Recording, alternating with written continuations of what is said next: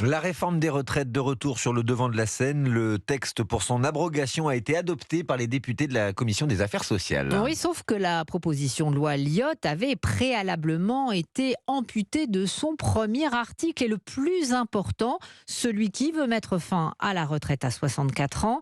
Des débats dans une ambiance survoltée, Alexis de la Fontaine. Oui, petite victoire pour la majorité dans une ambiance extrêmement tendue aujourd'hui. Les Républicains volent finalement au secours de la Macronie pour empêcher de justesse la suppression de la réforme des retraites. La NUP décide alors de déposer des milliers de sous-amendements pour empêcher la fin de l'examen du texte. Mais la présidente de la commission les rejette, accusant la gauche de faire de l'obstruction parlementaire. La NUP claque alors la porte et à la sortie, Sandrine Rousseau laisse exploser sa colère. Pour la première fois, le franchissement d'une ligne rouge, c'est-à-dire qu'on est hors du droit. On est hors du règlement, on est hors du droit.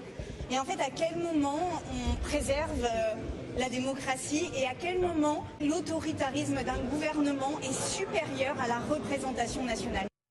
Ce soir, le groupe Lyotte joue sa dernière carte en annonçant réintégrer la suppression de la retraite à 64 ans lors du débat le 8 juin prochain via un amendement, sauf si la présidente de l'Assemblée nationale, Yaël Braun-Pivet, juge cette proposition irrecevable financièrement au titre de l'article 40.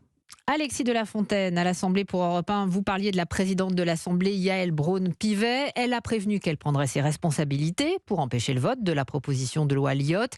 Elle a choisi Europe 1 pour s'exprimer demain. Elle sera l'invitée exceptionnelle de Sonia Mabrouk à 8h13. Un rendez-vous à ne pas manquer.